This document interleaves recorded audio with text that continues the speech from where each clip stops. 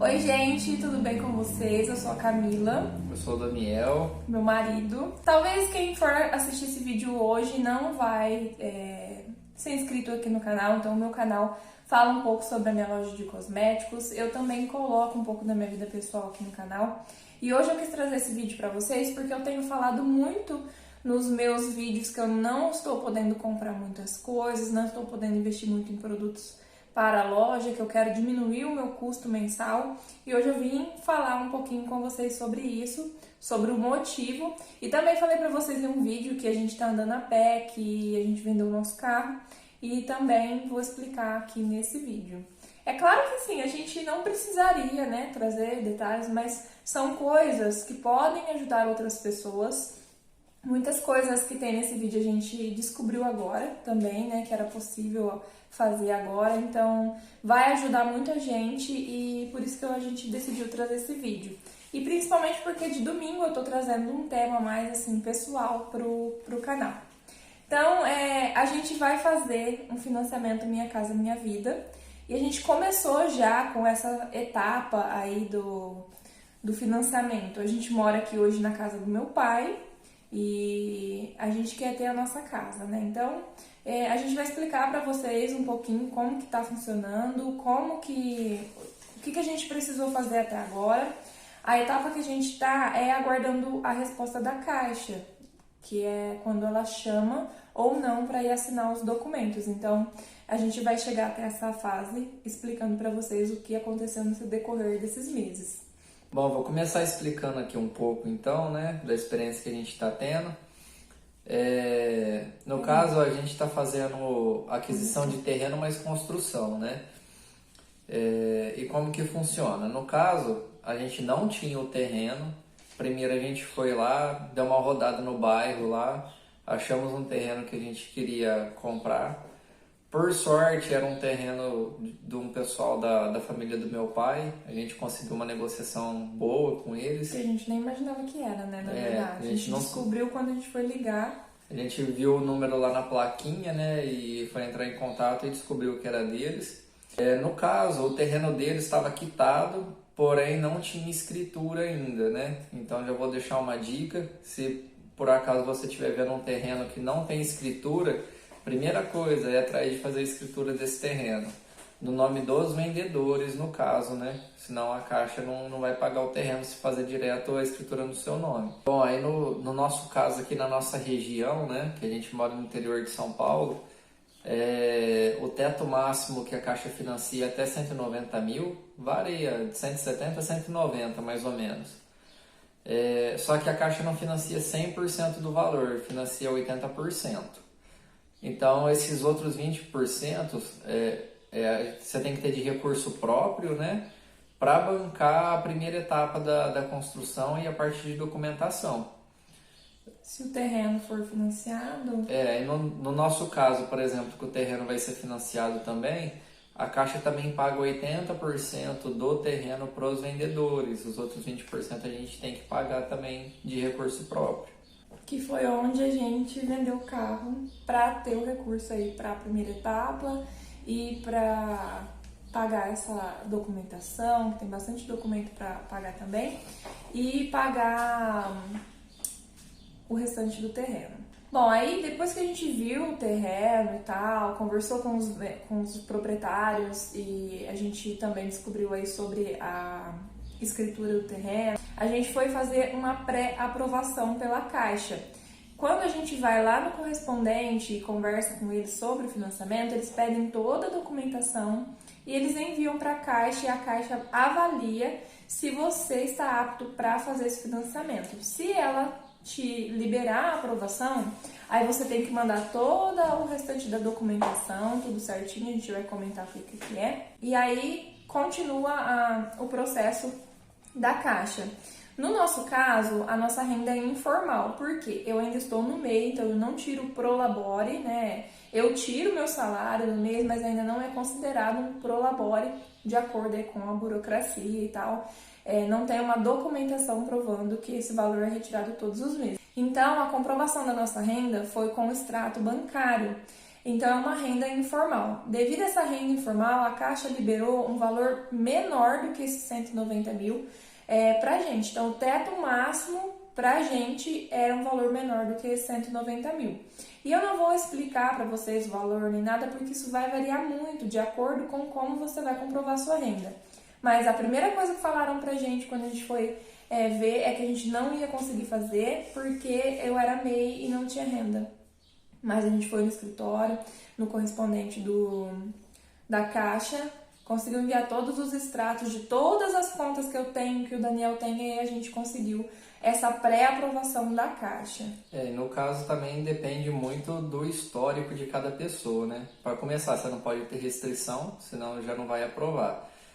Mas tem a questão de score e do histórico financeiro, Idade, né? Também. Idade, porque no caso, o meu histórico sempre foi muito bom.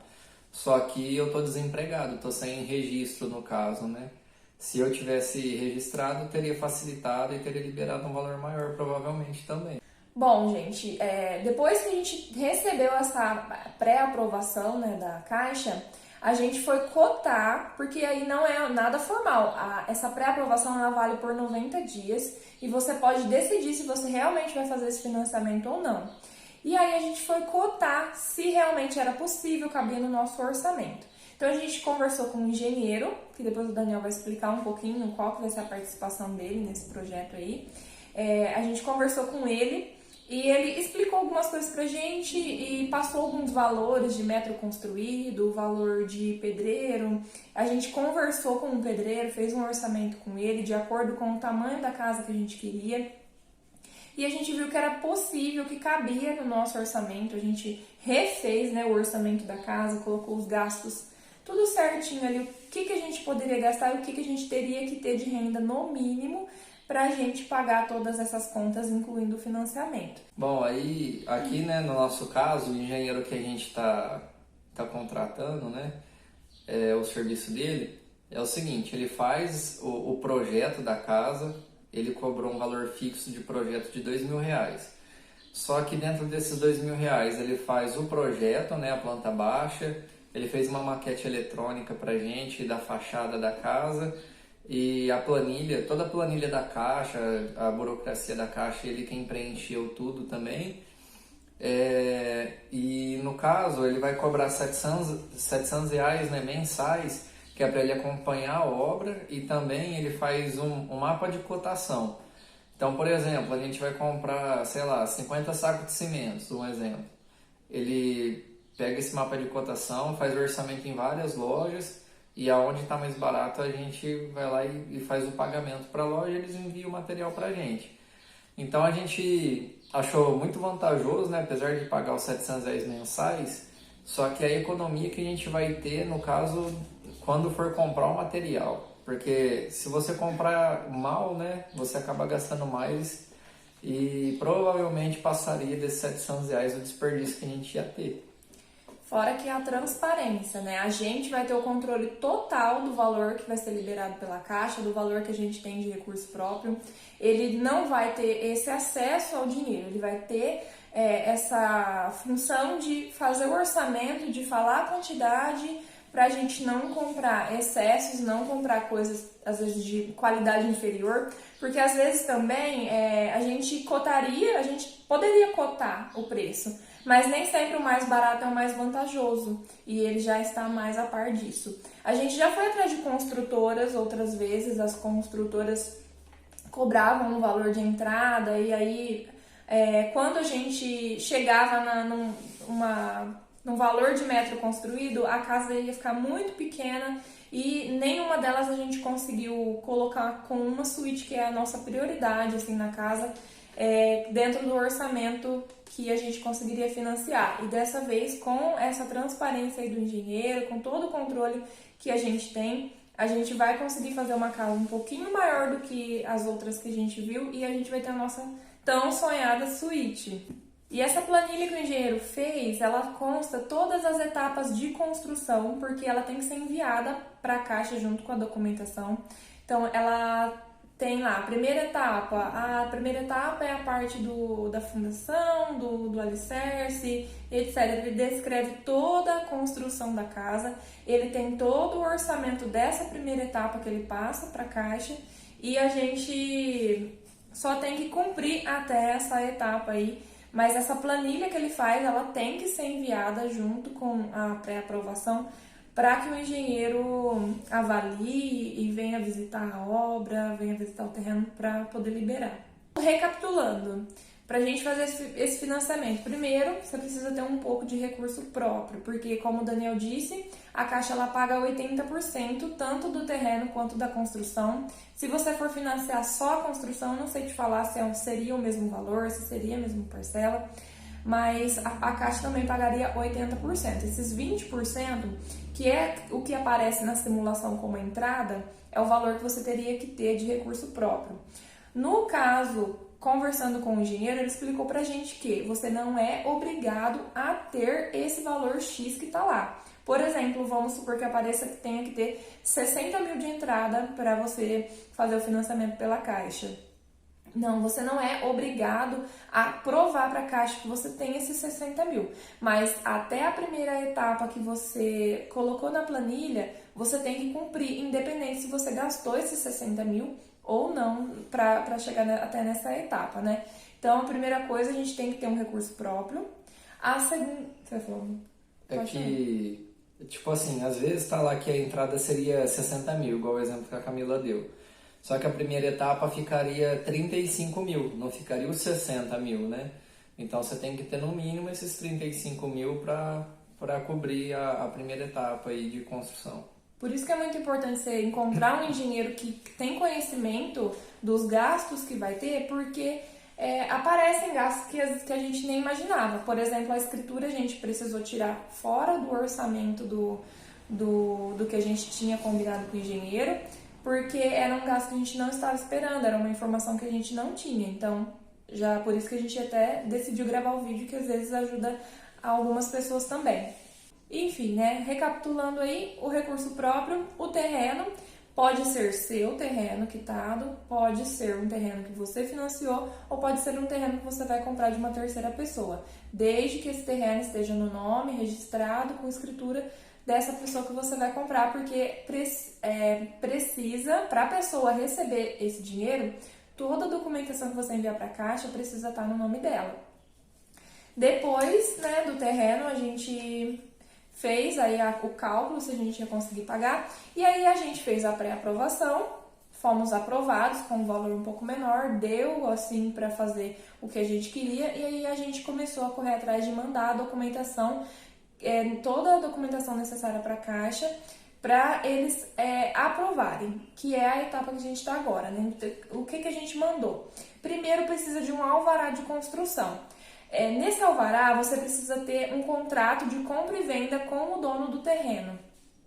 Mas se você não tem o dinheiro para comprar o terreno, você pode fazer um contrato, procure aí uma pessoa que entende, acho que é no cartório, não sei, né, escritório, alguma coisa assim, que vai fazer um contrato e coloque uma cláusula que você só vai comprar esse terreno, pagar esse terreno para a pessoa, caso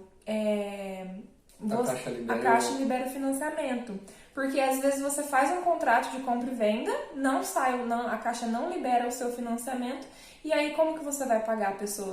Dependendo, no nosso caso é uma pessoa conhecida, confia, e a gente já conversou sobre isso com ela, mas se for uma pessoa estranha que não te conhece, então se assegure disso, coloque uma cláusula no contrato que você só vai comprar realmente o terreno caso a Caixa libere o valor do financiamento. Depois de fazer o contrato de compra e venda, você precisa do projeto da casa para levar para a prefeitura liberar o alvará. E aí você paga algumas taxas lá. Isso vai variar de prefeitura para prefeitura, tá? Também não vamos falar valores porque a gente também nem lembra, né? Mas também pode variar, então aí você teria que ver na prefeitura da sua cidade. Dá pra cotar tudo isso antes, tá, gente? Vocês podem montar uma planilha e cotar tudo antes. Depois que a prefeitura liberou o alvará de construção, aí a gente mandou pra Caixa a documentação. Todos os nossos documentos pessoais, se eu achar o cartãozinho que o correspondente enviou pra gente, Eu vou deixar uma foto aqui no vídeo para vocês saberem quais as documentações necessárias. Então tem que ter a documentação dos dois, porque nós somos casados, né, legalmente. Então o alvará, nossa documentação, a documentação dos vendedores, a planilha de construção, que mais? O contrato de compra e venda. O contrato de compra e venda, a escritura, né? Tudo certinho. A gente conversou com os donos do terreno, né? E a gente fez um acordo e a gente ia pagar o valor da documentação.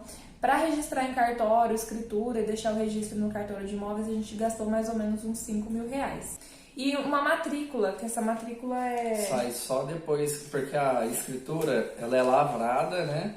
E depois registrada no cartório de imóveis.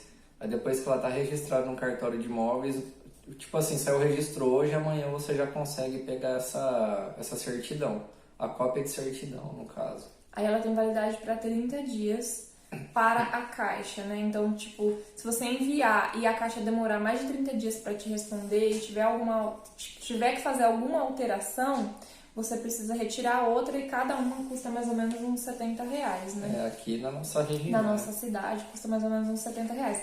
Então, se demorar, ela for vencendo, se tiver que voltar a mandar a documentação, aí a gente tem que tirar de novo. A gente tirou 2 vezes. Aí depois que a gente enviou a documentação, né? Aí você tem que pagar a taxa de visita do engenheiro.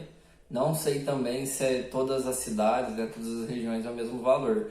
A gente pagou 750 reais, porque o engenheiro da Caixa vem, ele averigua o terreno e ele tem que emitir um laudo, avaliando o valor do terreno.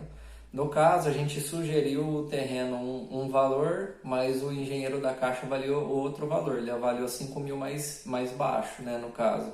E aí ele avalia o terreno, ele estuda toda a documentação que o nosso engenheiro manda para a Caixa também. E aí ele emite o laudo, fazendo a liberação, né, falando que está tudo certinho. E aí depois eles liberam uma documentação que chama conforme, que é falando se a gente está apto ou não para adquirir aquele terreno e começar a construir. E aí avalia também o bairro, né? Se tem estrutura de asfalto, esgoto, energia, essas coisas já tem que ter no loteamento. Não, a Caixa não libera financiamento para loteamento que não tem essa estrutura. E agora, gente, a gente está esperando a resposta da Caixa. Se a gente precisar ter que remandar a documentação, a gente vai mandar de novo. E eles avaliam tudo. Caso tenha alguma coisa que está faltando, a gente pode mandar de novo até que eles deem a resposta final, que é negado ou aprovado. Então eu espero que vocês acompanhem esse nosso trajeto. Então, caso a gente for aprovado, a gente tem que ir lá na Caixa, abrir uma conta, assinar toda a documentação e tem uma taxa que você precisa pagar lá. Mas esse valor aí depende muito de vários fatores, então não tem como a gente passar o valor para vocês. Então, gente, espero que vocês tenham gostado do vídeo. Esse vídeo não é um vídeo oficial, pelo amor de Deus. A gente tá vindo trazer a nossa experiência, tudo que a gente tá passando, assim. Não é uma coisa que é igual em todo lugar, para todas as pessoas. Vai ter gastos que vocês podem ter e a gente não teve. Vão ter gastos que a gente teve que talvez vocês não terão. Mas, assim, é mais para explicar que, por exemplo, a gente não imaginava que a gente conseguiria ter esse acesso a tudo, a construção, a escolher, a ir buscar. Porque construtora, geralmente, ela te fala, ó, é esse piso ou esse. É esse valor ou esse, é essa ou essa. Não, a gente vai ter como escolher tudo e avaliar tudo. E assim, no decorrer do financiamento, se a gente tiver mais dinheiro e quiser colocar uma coisa melhor na nossa casa do que está no orçamento, a gente também pode. A gente só não pode alterar nada, né, da planta, do que a gente mandou para a Caixa. Mas a gente pode fazer melhorias na casa aí, se a gente hoje tiver a gente recursos. fez um orçamento, por exemplo, lá na planilha de gasto da nossa obra, o engenheiro colocou piso até R$35 um metro quadrado. Se a gente depois quiser colocar um de R$100 um metro quadrado, a gente pode. Isso é indiferente, né? A porta e janela, vamos supor, foi orçado R$500 uma porta. Se eu quiser colocar uma de 5 mil, eu posso. Só que aí tem que ter recurso para isso, né? Mas é isso, gente. Espero que vocês tenham gostado desse vídeo. Se gostou, deixa seu like. Se você tiver alguma dúvida que a gente consiga, né, tirar, pode deixar no comentário. Mas o que a gente puder responder, ajudar vocês, vai ser bem-vindo aí. Pode comentar. E é isso, né? Acabou. E em breve vai ter diário de obra, se Deus quiser. Amém. Tchau, gente. Fica com Deus. Até o próximo vídeo. Tchau.